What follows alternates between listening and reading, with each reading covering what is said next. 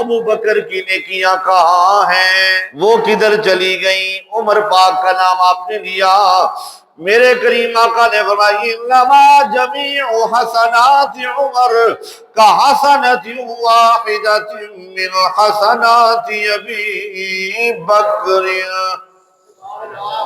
سیدہ عائشہ صدیقہ FIFA رضی اللہ تعالیٰ عنہ راویہ ہیں، فرماتی ہیں کہ بین رأس رسول اللہ صلی اللہ علیہ وسلم فی حجری فی لیلۃ ضاحیۃ اذ قلت یا رسول اللہ هل يكون لأحد من الحسنات عدد نجوم السماء؟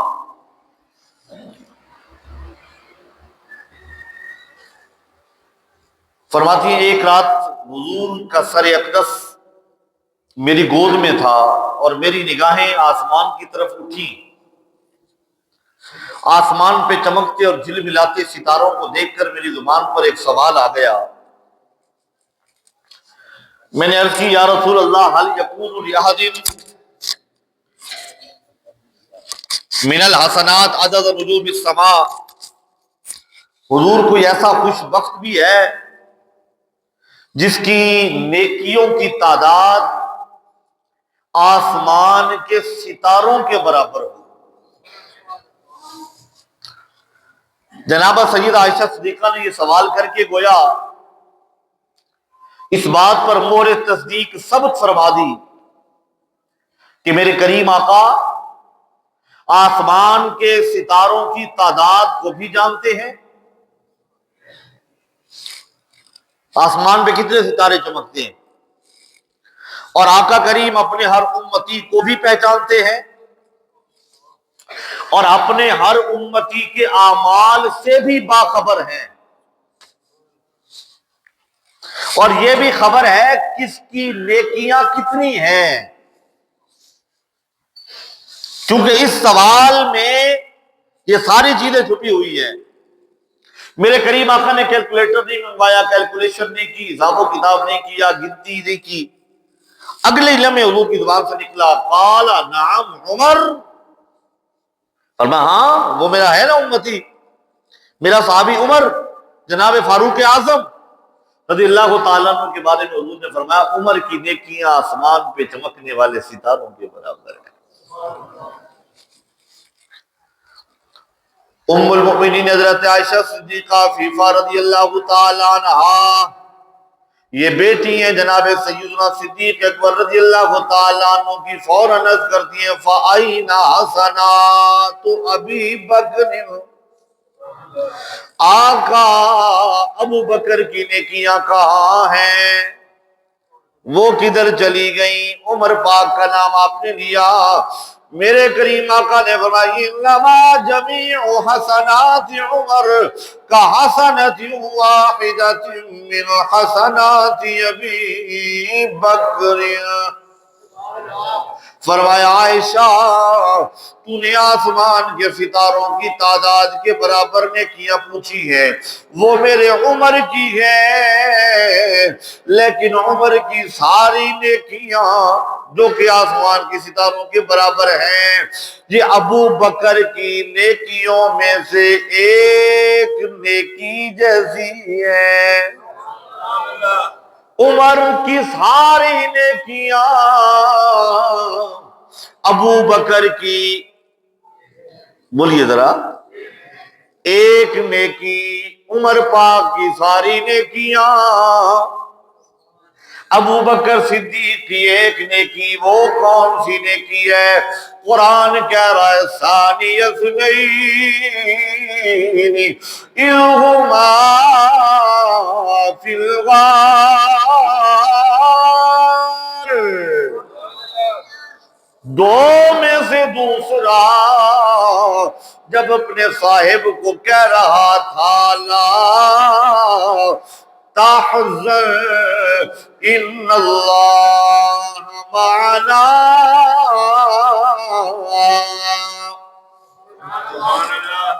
غم نہ کیجئے اللہ ہمارے ساتھ ہے۔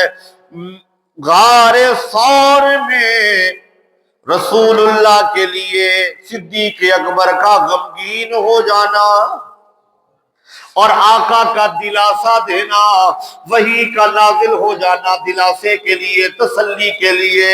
وہ ایک نیکی ایک طرف، عمر کی ساری نیکیاں۔ اب مجھے کہنے دے نہ مکھڑا نہ مکھڑے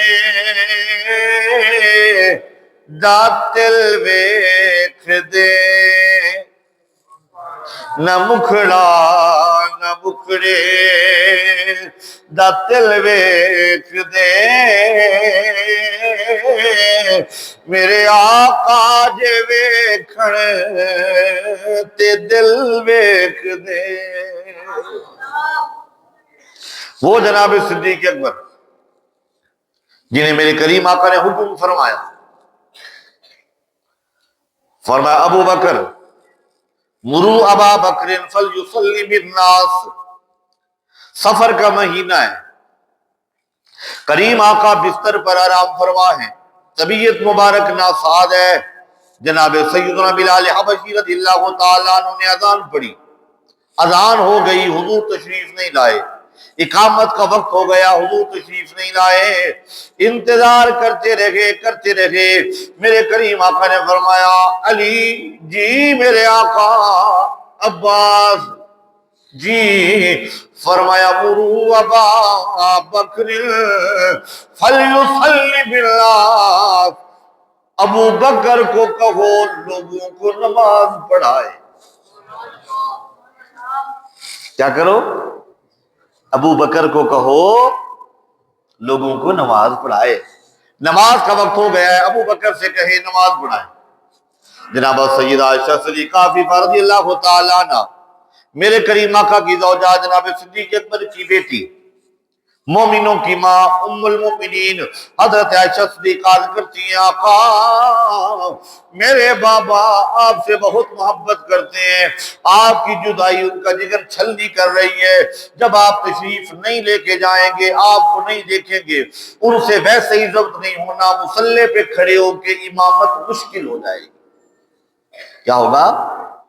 مشکل ہو جائے گی۔ آپ کسی اور کو نہیں کہہ دیتے، عمر پاک کو کہہ دیں، عثمان پاک کو کہہ دیں۔ میرے کریم آقا نے فرمایا خاموش، تم مصر کی عورتوں کی طرح مشورے دے رہی ہو۔ اب جملے سنیں، عائشہ صدیقہ راویہ ہے، عن عائشہ قالت قال رسول اللہ صلی اللہ تعالی علیہ وسلم لا ينبغي لقوم فيهم ابو بکر ان يؤمهم غیره۔ میرے کریم آقا نے فرمایا عائشہ،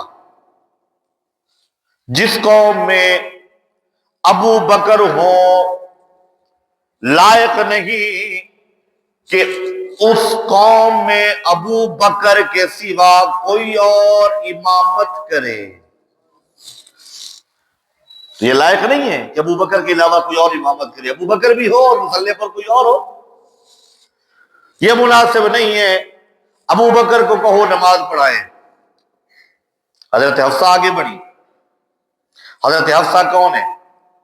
ام المؤمنین ہے، میرے آقا کی زوجہ ہیں، جناب فاروق اعظم کی بیٹی ہیں۔ ان کی بیٹی ہیں؟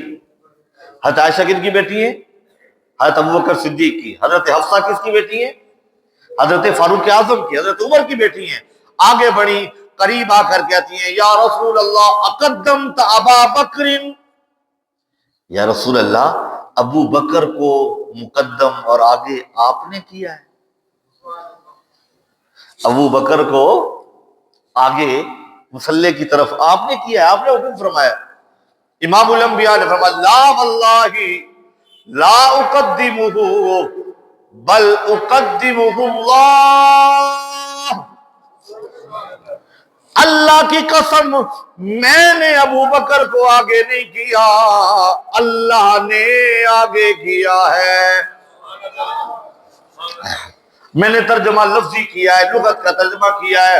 میں اگر اسے آسان لفظوں میں کہوں، امامت کا حکم میرے نبی نے دیا، جناب حفصہ آگے بڑھی، آقا امام آپ نے بنایا ابو بکر کو، فرمایا مجھے اللہ کی قسم ہے میں نے امام نہیں بنایا، ابو بکر کو میری امت کا امام اللہ نے بنایا ہے۔ پتہ چلا صدیق اکبر کی امامت پر اعتراض، حضور پہ اعتراض نہیں ہے، صدیق پر اعتراض نہیں ہے، صحابہ پر اعتراض نہیں ہے، اللہ پر اعتراض ہے۔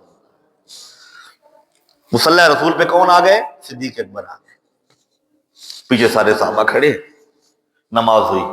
ابھی کبھی موضوع ہوا نا عشق مصطفیٰ، تو پھر میں عرض کروں گا کہ جب صدیق اکبر مصلی پہ کھڑے ہوئے تو میرے کریم آقا نے فرمایا کہ مجھے لے چلو، میں دیکھنا چاہتا ہوں منظر کیا ہے۔ ریاض الجنہ کی طرف وہ جو کھڑکی کھلتی ہے نا حجرہ عائشہ صدیقہ کی گنبد خضراء سے، وہ دروازہ کیسے کھلا اور چلمن کیسے ہٹا اور مسجد کا منظر کیا ہوا، وہ بخاری شریف میں بڑا تفصیل سے بیان ہے۔ کبھی عشق مصطفیٰ پر بیان ہوا تو ڈیٹیل میں حدیث پاک بیان کریں گے۔ حضور کی اجازت سے، حکم سے صدیق اکبر نے نماز پڑھائی۔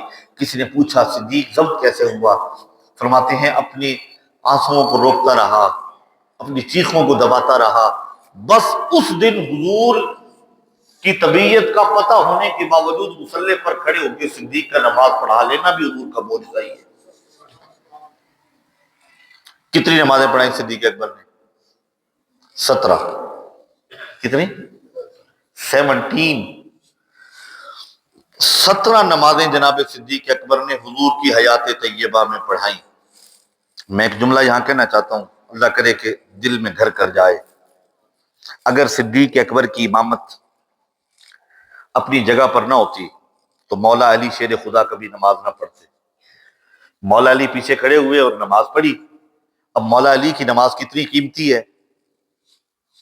ایک بار رہ گئی تھی غزوہ خیبر سے واپسی کے موقع پر، حضور کے آرام کی وجہ سے سورج ڈوب گیا تو میرے کریم آقا نے اشارہ کیا، سورج پلٹ آیا۔ کوئی پوچھے کہ علی نماز قضا کر لیتے؟ فرمایا کیوں قضا کر لیتے؟ اداؤں کی ادائیں دیکھ رہے ہوں پھر بھی قضا کرتے رہے۔ ادا والے محبوب کی پتہ چلا علی کی نماز رہ جائے تو سورج ڈوبا واپس آ جاتا ہے۔ گویا مصلی پر ابو بکر کھڑے ہیں، نمازیں علی پاک پڑھ رہے ہیں، اس کا مطلب یہ ہے کہ امامت بھی ٹھیک ہے، نمازیں بھی ٹھیک ہیں، ورنہ سورج ڈوبنا بھول جاتا کیونکہ علی کی نماز جو ہے۔ اب میں ایک لاجیکل ایک بات عرض کرنے لگا ہوں، چلتے ہیں آگے۔ حضور کے وصال کا وقت قریب آ گیا، میرے کریم آقا کا وصال ہوا۔ جب حضور کا وصال ہوا، جناب سیدنا صدیق اکبر کا گھر حضور کے گنبد خضراء سے 1 میل کے فاصلے پر تھا۔ خبر ہوئی، بھاگتے ہوئے آئے، جب آپ پہنچے تو منظر بدلا ہوا ہے۔ عمر پاک کے ہاتھ میں تلوار ہے، تلوار لے کر کھڑے ہیں۔ فرمایا جس نے کہا محمد دنیا سے چلے گئے میں اس کا سر قلم کر دوں گا۔ جلال میں ہے، آنکھوں سے آنسو بہ رہے ہیں، کوئی صحابی ادھر ٹیک لگا ہے، کوئی ادھر ٹیک لگ کے رو رہا ہے، کوئی ادھر رو رہا ہے۔ عجیب منظر ہے وصال مصطفیٰ، کبھی موقع ہوا الگ موضوع ہے، اس پر گفتگو کریں گے۔ جناب صدیق اکبر آئے، فوراً وہ حجرہ عائشہ میں آئے، کیونکہ ان کا تو اپنا بیٹی کا گھر تھا، بیٹی کا کمرہ تھا۔ آپ آئے تو حضور کے جسم اقدس پر سفید چادر تھی۔ صدیق اکبر آگے بڑھے، توجہ فرمائیے گا، آگے بڑھے، حضور کے رخ انور سے چادر ہٹائی، صدیق اکبر کی نگاہیں حضور کے چہرے پر پڑی، فوراً سے حضور کی پیشانی پر بوسہ دیا۔ آنکھوں کے قطرے گرے، آنکھوں سے آنسو گرے، حضور کے پیشانی کا بوسہ لے کر پلٹے، چادر کو واپس سیدھا کیا، باہر نکلے۔ دیواروں سے لگے جو صحابہ کھڑے تھے نا، سب نے صدیق اکبر کے چہرے کی طرف دیکھا۔ اب صدیق کیا بولتا ہے، اب توجہ فرمائیے گا۔ جناب صدیق اکبر نے کہا تمت النبوۃ وانقطعت الوحی وما محمد الا رسول قد خلت من قبله الرسل افإن مات او قتل انقلبتم على اعقابكم ومن ينقلب على عقبيه فلن يضر الله شيئا۔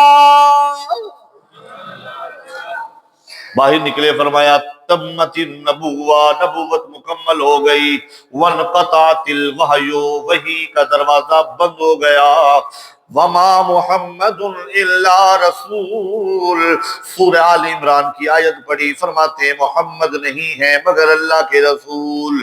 بہت سارے رسول آئے، موت کا ذائقہ چکھ کے چلے گئے۔ افإن مات او قتل، اگر نبی دنیا سے پردہ فرما جائیں، فوت ہو جائیں یا شہید کر دیے جائیں تو کیا تم ایڑیوں کے بل واپس پلٹ جاؤ گے کفر کی طرف؟ وَمَن يَنقَلِبْ، اگر کوئی پھر جائے، مرتد ہو جائے، پلٹ جائے، اللہ کا کچھ بگاڑے گا نہیں، اس کا کچھ رہے گا نہیں۔ صحابہ نے جب یہ آیت سنی نا، گرتے آنسو تھم گئے، دل کو ایک حوصلہ سا ملا، آگے بڑھے۔ کچھ صحابہ کہتے ہیں یہ آیت ہم نے پڑھی تھی، لیکن جب صدیق اکبر نے اس موقع پر پڑھی تو ہمیں اندازہ ہوا کہ یہ آیت تو آئی ہی اس موقع کے لیے تھی، کہ حضور کے وصال کے بعد کہیں کوئی بدنظمی نہ ہو جائے، کوئی پریشان نہ ہو جائے۔ یہ سلسلہ چلا ہے آدم سے لے کر حضور کی ذات تک، جتنے نبی آئے نا دنیا میں، انہوں نے موت کا ذائقہ چکھا ہے۔ ایمان پر ثابت قدم رہو۔ صحابہ کو حوصلے مل گئے۔ اب شورا بیٹھی، جنازے کے لیے کیا کرنا ہے، جنازہ کہاں پڑھیں گے؟ ہزاروں نہیں لاکھوں صحابہ ہیں، سارے آ رہے ہیں، دور دراز سے لوگ پہنچ رہے ہیں، خبریں جا رہی ہیں۔ کون سا ایسا میدان ہوگا جہاں 1.25 لاکھ صحابہ اکٹھے ہو جائیں، 1.5 لاکھ صحابہ اکٹھے ہو جائیں؟ یہ کون سی ایسی جگہ ہوگی؟ جناب سیدنا ابوبکر صدیق نے فرمایا میرے پاس بیٹھو، قریب آ جاؤ۔ جو سب قریب آ گئے، آپ نے فرمایا جنازہ ہوتا ہے ان کا جو گناہگار ہوں، جنازہ ہوتا ہے بخشش کی دعا، مغفرت کی دعا۔ مغفرت کی دعا ہوتی ہے جس سے گناہ ہوا ہو۔ نبی معصوم ہوتا ہے، جو معصوم ہوتا ہے اس کا جنازہ نہیں، اس پر درود پڑھا جاتا ہے، اس پر درود پڑھا جاتا ہے۔ اور درود پڑھنے کے لیے لمٹ نہیں ہے کہ سب اکٹھے پڑھیں، ایسا کریں شروع کر دیں ابھی سے، جس کو موقع ملے آئیں، ہم غسل دے لیتے ہیں، اور غسل سے فارغ ہونے کے بعد حضور کے جسد اقدس یہاں ہوگا، یہاں سے باہر نہیں جائے گا، کیونکہ نبی جہاں فرمایا، میں پھر تمہیں حدیث پاک سناتا ہوں حضور کی، میرے کریم آقا نے فرمایا جہاں نبی دنیا سے پردہ کرتا ہے اسی جگہ پر اسے دفن کیا جاتا ہے۔ آج تک جتنے نبی آئے جہاں انہوں نے وصال کیا وہیں ان کی قبر مبارک بنی۔ گویا حضور کا وصال اگر حجرہ عائشہ میں ہوا ہے تو قبر بھی۔ اسی وجہ سے ہم کہتے ہیں مرزا قادیانی کو اپنے طور پہ کہنے والوں، اگر تم کہتے ہو وہ نبی ہے تو پھر لاہور میں مرا، قادیان میں دفن ہوا کیوں؟ مرا لیٹرین میں تھا، دفن بھی گٹر میں ہونا چاہیے۔ آدم علیہ السلام سے لے کر حضور کی ذات تک ہر نبی جہاں وصال ہوا، موت کا ذائقہ چکھا، وہیں مزار بنا۔ تم اپنے دعوے میں مرزا غلام احمد قادیانی کو جو کچھ کہتے ہو، مرا یہاں تھا میکلوڈ روڈ پہ لاہور میں لکشمی چوک کے قریب، اور میت اس کی اٹھا کر لے کے قادیان میں جا کے دفن کیا۔ تمہارا یہ عمل ہی یہ ثابت کر رہا ہے کہ جھوٹا تھا، کانا تھا، دجال تھا، بے دین، ورنہ اسے موت گٹر میں نہ آتی، واش روم میں نہ آتی، واش روم میں مرا۔ اللہ اکبر۔ کبھی وقت ہوا ختم نبوت پہ لگے گفتگو ہوگی۔ اب آئیے، جب یہ بات آپ نے کی صحابہ کے چہرے کھل اٹھے۔ فرمایا 10 کی ٹولیاں آئیں گی، درود پڑھتے آئیں گے، درود پڑھتے دیدار کرتے نکل جائیں گے۔ 3 دن تک میرے نبی کا دیدار بھی ہوتا رہا، درود بھی پڑھا جاتا رہا۔ آج سوال کرتے ہیں بچوں سے حضور کا جنازہ کس نے پڑھایا؟ میں نے کہا جنازہ نہ کہو، حضور کی ذات پہ درود پڑھا جاتا رہا، ٹولیوں کی ٹولیاں آتی رہی، درود پڑھ پڑھ کے جاتی رہی، سب نے دیدار کیا، سب نے حضور کا مکھڑا تکا، سب نے حضور کے چہرہ انور کی زیارت کی۔ اب آپ کو خبر پہنچی کہ انصار اکٹھے ہو کے مشورہ کر رہے ہیں سقیفہ بنی ساعدہ میں۔ جناب عمر پاک نے کہا ابو بکر چلیں؟ فرمایا چلیں، امت کو سنبھالنے کا یہی تو وقت ہے۔ آپ تشریف لے کر گئے تو انصار مشورہ کر رہے تھے، یہ مہاجرین جو ہجرت کر کے آئے یہ تو غریب لوگ ہیں، ہجرت کر کے آئے مکہ سے، انصار ہم ہیں، ہم نے ان کی مدد کی ہے، لہذا حکومت ہماری ہے، خلیفہ ہمارا ہوگا، ہم خلیفہ بنائیں گے۔ میرے کریم آقا کے وصال کے بعد اب حضرت ابوبکر صدیق اور عمر پاک گئے سقیفہ بنی ساعدہ میں، انصار بیٹھے ہوئے تھے، وہ کھڑے ہوئے استقبال کیا، جناب صدیق اکبر بیٹھے، انہوں نے کہا صدیق اکبر کیا خیال ہے؟ ہم تو کہتے ہیں جو خلیفہ ہے وہ انصار میں سے ہونا چاہیے، مہاجرین پردیسی ہیں ادھر سے ہیں، ہم یہاں کے مقامی ہیں۔ اچھا یہ بھی بڑی بات ہوتی ہے، ہم مقامی ہیں یہ پردیسی ہیں، یہ تو ہجرت کر کے آئے ہوئے ہیں، یہ بات بڑی عجیب ہے۔ میں نے کہا یہ بات ہے تو سید ہے ہی پردیسی صدا سے، جب سے مدینہ سے نکلے تھے کربلا کی طرف، دوبارہ وطن میں نہیں جا سکے ہیں۔ اللہ اکبر۔ یہ تو پردیسی ہیں.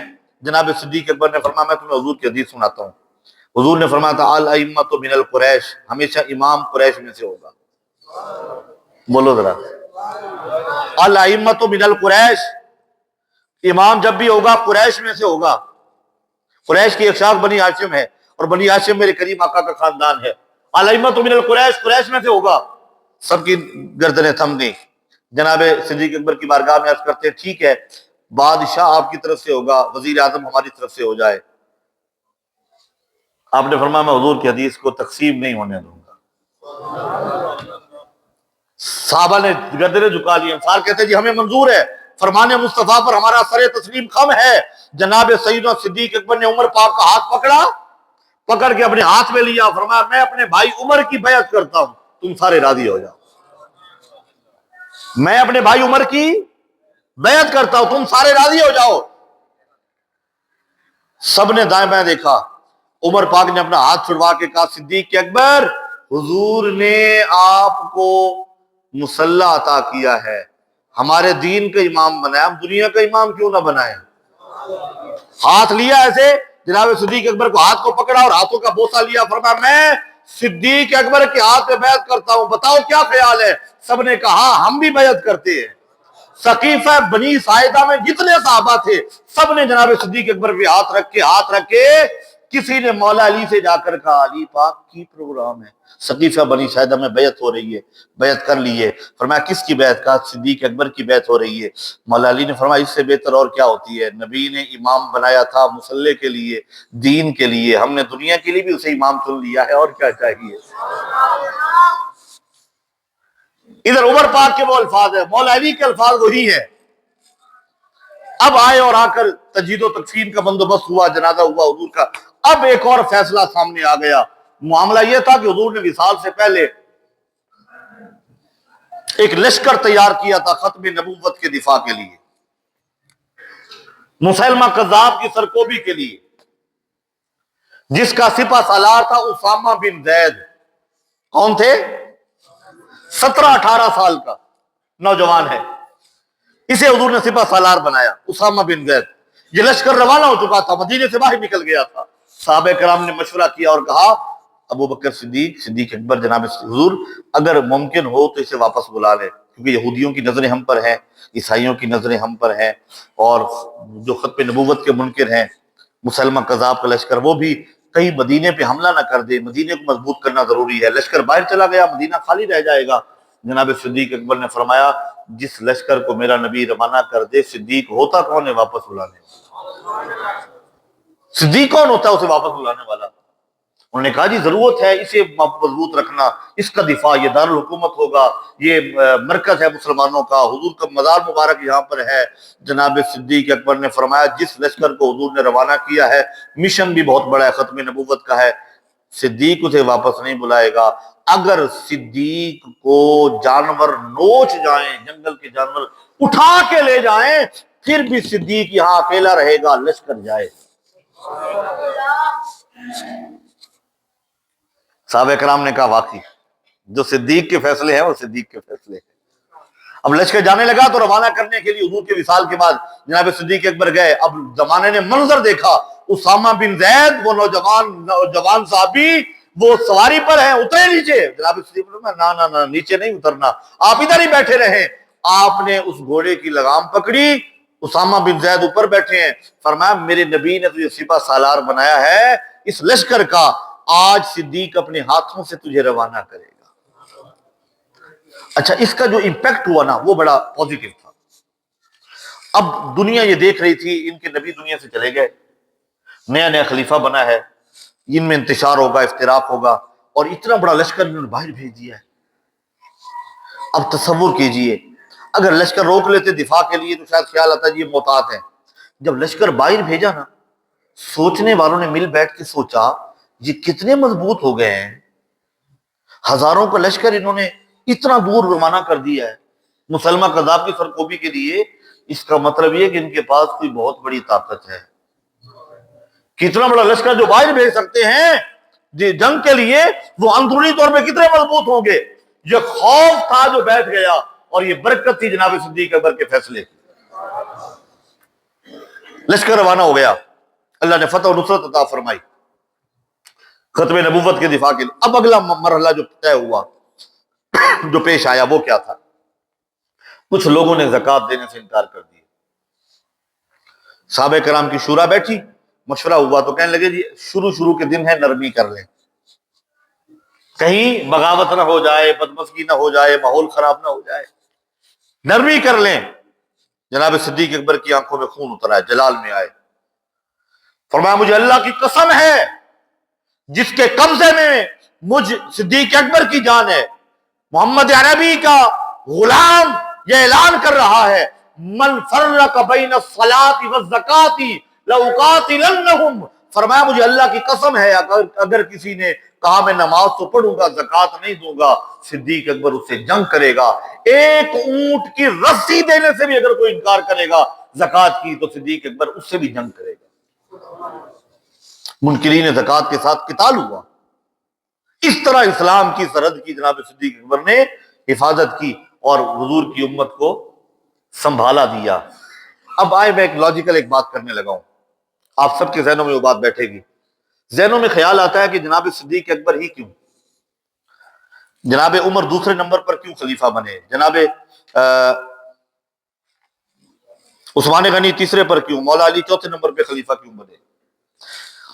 देखिए सहाबा के इजमा से कभी मौका हुआ पूरी डिटेल पे खिलाफत पे गुफ्तगू होगी इंशाअल्लाह। कैसे खलीफा बने, पहला खलीफा कैसे बना, फिर दूसरे कैसे बने, तीसरा कैसे, चौथा कैसे, ये एक सीक्वेंस था। लेकिन ये सहाबा की मुशावरत थी, सहाबा के मशवरे थे। मैं एक जुमला कहने लगा हूं, जरा दिल में जगह दीजिएगा। जनाब सिद्दीक अकबर का दौरे हुकूमत रहा है 2 साल। कितना? जनाब उमर पाक का दौरे खिलाफत रहा है 10 साल। कितना? जनाब सैयदना उस्मान गनी का दौरे खिलाफत रहा है 12 साल और जनाब मौला अली का दौरे खिलाफत रहा है 5.5 साल। अब जरा कैलकुलेशन कीजिए ना, 10, 2 और 10 12, 12 जमा 12 24, 24 जमा 5 29, 29 और 6 महीने 29.5 साल। मेरे करीम आका ने फरमाया था मेरे बाद खिलाफत 30 साल रहेगी, मेरे बाद खिलाफत 30 साल रहेगी। जनाब मौला अली के बाद 6 महीने तक इमाम हसन पाक खलीफा रहे। कितने? 6 महीने बाद हजरत इमाम हसन पाक ने हजरत अमीर मुआविया रज़ियल्लाहु ताला अन्हु से सुलह करके खिलाफत मलूकियत में तब्दील फरमा दी, आगे दे दी। अब मैं आपसे एक सवाल करता हूं, इस पे बात फिर कभी करेंगे। सवाल आपसे यह है, मौला अली पाक अगर खलीफा बनते तो आपकी शहादत होती 29.5 साल बाद। कितने? 29.5 साल बाद जनाब उस्मान गनी का दौर आता, उमर पाक का दौर आता, बीच में अबू बकर सिद्दीक का दौर आता, बिल्कुल ना आता। अगर जनाब उस्मान गनी बन जाते खलीफा, जैसे जितना दौर उन्होंने पाया हुजूर के विसाल के बाद, जिंदगी तो वही है जो अल्लाह ने लिख दी थी, उतने साल तो गुजारने थे। जनाब उस्मान गनी अगर बन जाते खलीफा और उनका विसाल जब हुआ है तब तक हुजूर के विसाल को गुजर जाते 24 साल। जनाब उमर पाक भी विसाल फरमा के होते, जनाब सिद्दीक अकबर भी, उम्मत जनाब सिद्दीक अकबर के फैसलों से भी महरूम रहती, जनाब उमर पाक के फैसलों से भी महरूम रह जाती। और इसी तरह हजरत उमर पाक अगर खलीफा बनते, जनाब सिद्दीक अकबर का नंबर ना आता। अल्लाह ने तरतीब ऐसी खूबसूरत रखवाई है, जिसकी उम्र कम है वो पहले, जिनकी उनके बाद है वो उनके बाद, जिनकी उनके बाद है वो उनके बाद। और जनाब मौला अली की उम्र लंबी थी, इसलिए 3 साहबा के बाद आखिर में मसले खिलाफत पे आप जलवा अफरोज हुए। अब मैं इन नोटों को भी देख रहा हूं और ये सोच भी रहा हूं, इतनी बड़ी मस्जिद, इतना बड़ा मरकज, ये मस्जिद के लिए है या मस्जिद के लिए? मस्जिद के लिए वैसे तो जमात के बाद होती है, लेकिन एक ज़हन नशीन रखें, हम अल्लाह के घर में जब कुछ देते हैं ना, तो हम जेब से वो नोट निकालते हैं जो बस गुजारे से चली जाए। सवाल ये है, आज हमारा बच्चा 100 रुपए से कम स्कूल जाते हुए नहीं लेता, ज्यादा तो ले सकता है, इससे कम वाली बात है, क्योंकि वो कहते हैं बाबा कुछ भी नहीं मिलता। अब सवाल ये है, जितने पैसे हम अपने बच्चे को देते हैं, अगर 3 बच्चे हैं, 4 बच्चे हैं, میں خود پہ قیاس کروں، 3 بچے ہیں، ڈیلی اگر وہ 300 لے کر جائیں، اللہ کے گھر میں ہفتے بعد میں دینے آؤں تو 10 یا 20 روپے یا 50 روپے کا نوٹ دوں، تو مجھے یہ سوچنا چاہیے کیا میں نے اللہ کے گھر میں کیا اہمیت دی ہے اللہ کے گھر کو۔ ٹھیک ہے، کوشش کیا کریں جتنی اللہ نے توفیق دی ہے اس انداز میں۔ میں نے آج پوچھا ہے، بلکہ کل بات ہوئی ہے کہ تقریباً کوئی 30-32 ہزار روپے پورے مہینے میں اکٹھے ہوتے ہیں، اور اخراجات اگر آپ کو اندازہ ہو تو لاکھ سے بھی اوپر ہے۔ اتنی بڑی مسجد ہے، اتنے سارے لوگ ہیں یہاں پہ، بجلی کا بل ہے، باقی انتظامات ہیں، مدرسہ یہاں پہ باقاعدہ چل رہا ہے، بچیوں کے لیے معلمہ ہیں، قرآن پاک پڑھانے کے لیے حافظ صاحب ہیں، امامت کے لیے قبلہ قاری صاحب ہے، اتنا بڑا سیٹ اپ ہے۔ تو میرا خیال ہے باہر سے کسی نے نہیں، جیلم میں چوکی سے نہیں آنا، دینے چوکی سے نہیں سے آنا، یہ نیو سٹی کا ہے تو نیو سٹی والوں نے کوشش کرنی ہے، تو کوشش کیا کرے اپنی استعداد۔ اچھا، یہ جو استعداد اور طاقت ہے نا، یہ آپ نے خود بلڈ اپ کرنی ہے۔ اللہ کی راہ میں آپ دیں گے نا تو اگلے ماہ آپ دیکھیں گے آپ کے رزق میں اللہ کتنی برکت عطا فرماتا ہے، کیونکہ قرآن پاک میں اللہ تعالیٰ نے یہ نہیں کہا کہ مجھے تم دے دو، فرمایا من یقرض اللہ قرضا حسنا، کون ہے جو اللہ کو قرض حسنا دے؟ اللہ قرضہ مانگ رہا ہے اور ہم پھٹا ہوا نوٹ جیب میں سے نکالتے ہیں، 10 والا، 20 والا، 50 والا۔ مانگ کون رہا ہے؟ جو ساری کائنات کا خالق اور مالک ہے، اور ہم دے کیا رہے ہیں؟ جیب کا سب سے تھکا ہوا اور چھوٹا نوٹ۔ اللہ اکبر، مجھے ایک بات یاد آ گئی، بس وہ بات کر دوں اور بات گفتگو سمیٹتا ہوں۔ حضرت خواجہ سلیمان توفی رحمۃ اللہ تعالی علیہ، یہ توسہ شریف میں ان کا مزار ہے، ڈسٹرکٹ ڈی جی خان ہے۔ تو حضرت شاہ سلیمان توفی کی بارگاہ میں ایک پٹھان آ گیا، آپ بھی پٹھان تھے، آ کے ملاقات کی اور کہا حضور ایک بات عرض کرنی تھی۔ آپ نے فرمایا کہو۔ کہا حضور میں نے سنا ہے آپ اللہ کے ولی ہیں، تو میں آپ کے پاس آیا ہوں، کچھ مجھے نصیحت کریں، کچھ سکھائیں۔ آپ نے فرمایا اچھا ٹھیک ہے، کہاں سے آؤ؟ جی پہاڑوں سے آیا ہوں، کوہ سلیمان سے آیا ہوں۔ آپ نے فرمایا ٹھیک ہے، رہو، رات رہو گے؟ جی رہوں گا۔ آپ کے پاس بیٹھا تو کہتا ہے جی وصیت کریں۔ فرمایا بات سنو، آپ اللہ کو اگر اپنے جتنی اہمیت نہ دو، خود سے زیادہ اہمیت نہ دو نا، تو اپنے جتنی اہمیت دے لینا۔ اس نے آپ کی طرف دیکھا، کہا یہ کیا بات کر رہے ہیں آپ؟ وہ حکم الحاکمین ہے، وہ خالق ہے، وہ مالک ہے، وہ رازق ہے، ہم اسے اپنے برابر اہمیت دیں؟ فرمایا سمجھانے کے لیے کہہ رہا ہوں۔ اس نے کہا جی میں نے سنا تھا اللہ کے ولی ہیں، لیکن آپ کو کوئی بات کچھ اور ہی ہے، بات سمجھ نہیں ہے مجھے آپ کی، آپ کیا بات کرنا چاہتے ہیں؟ فرمایا سمجھ آ جائے گی۔ اس نے کہا بس میں نے جانا ہے، مجھے اجازت ہے۔ فرمایا نہیں، رات تو رہو۔ اب رات وہ رہا، آپ نے مرید کو بلایا، فرمایا ایسا کرنا ہے، اس کو صبح ناشتہ اچھا کروانا ہے، لیکن اس کی جو ٹرے ہے نا ناشتے والی، اس میں ایک باسی روٹی ہونی چاہیے، رات کا باسی سالن ہونا چاہیے، اور ایک پراٹھا ہونا چاہیے، 7 مرغے مسلم ہونا چاہیے، 7 انڈا ہونا چاہیے، 7 اس کے دودھ کا گلاس ہونا چاہیے۔ باسی روٹی اور رات کا باسی سالن بھی 7 ہو، اور تازہ فریش ناشتہ، مرغے مسلم اور دودھ، یہ بھی 7 ہو۔